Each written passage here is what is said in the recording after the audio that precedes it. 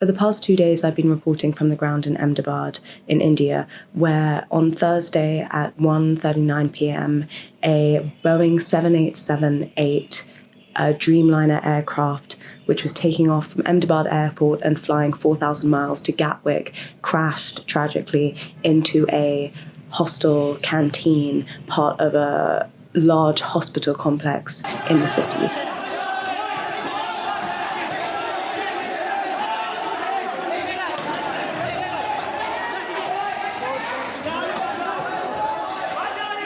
During the crash, 241 out of the 242 people on board the flight were killed. For the past 2 days, I've been based at the BJ Medical College, which is on the hospital complex where the crash took place.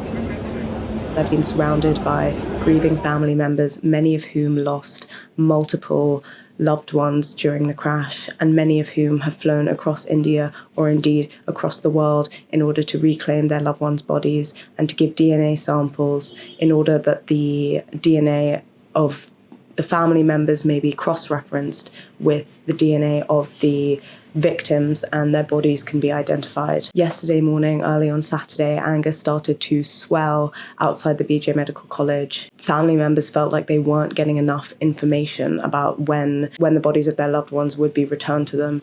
It was said that the DNA testing would take 72 hours. However, today it's Sunday and only 14 bodies as of midday today had been repatriated back to loved ones, and only 32 bodies had actually been identified.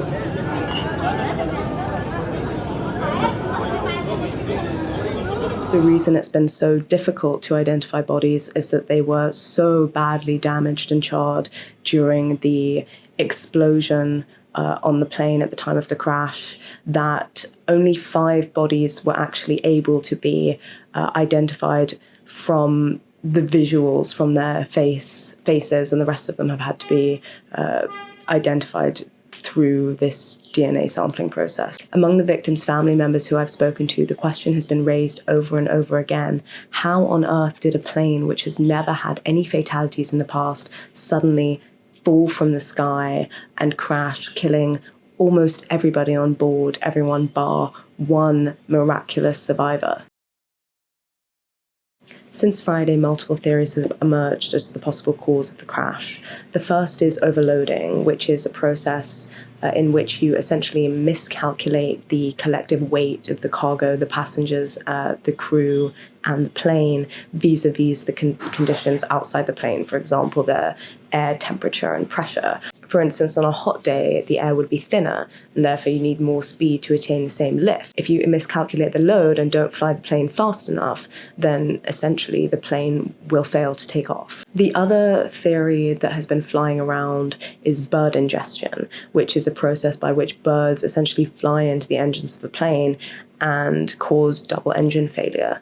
As odd as this might seem, there are multiple historic precedents for this. In December 2024, a flock of migratory ducks flew into the engines of a Jeju Air Boeing 737, which was taking off from Bangkok and due to land in Muan in South Korea. The bird strike caused both engines to fail and the death of 179 people on board.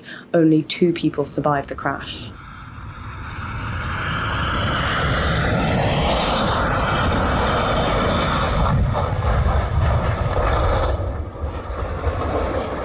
In 2011, a flock of Canadian geese flew into an Airbus, which was taking off from New York's LaGuardia airport. But in this case, because the plane was high enough off the ground during the process of takeoff,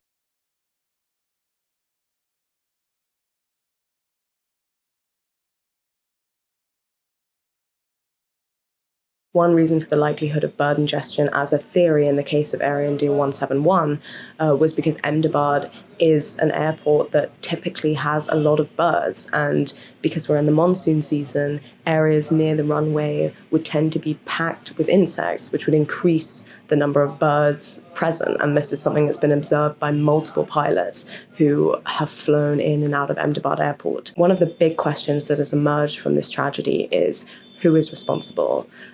A lot of news outlets have been pointing to the possibility of Boeing having a role. For 15 years, according to the American Prospect, quality control engineers have been imploring journalists, regulators, and government officials to take a closer look at the way in which Boeing is manufacturing their planes and running their production lines. Whistleblowers from the factories have been specifically concerned about the 787 Dreamliners. Allegedly, Boeing's lax standards have long been exploited by subcontractors to litter the assembly lines with faulty and fake parts, according to a report published by Reuters in March this year. The Boeing 787 Dreamliner also has a repeated history of engine failure caused by the presence of so-called foreign object debris left on engine parts by underpaid and over-hasty assembly line workers. The Boeing 787 plant in Charleston was actually investigated by a camera crew from Al Jazeera, and one of the most powerful bits of footage that emerged was footage secretly captured by a body camera on an assembly line worker who went round in his breaks and had discussions with other workers, during which they mentioned that they would never allow their own family members to fly on the planes that were being produced in this plant.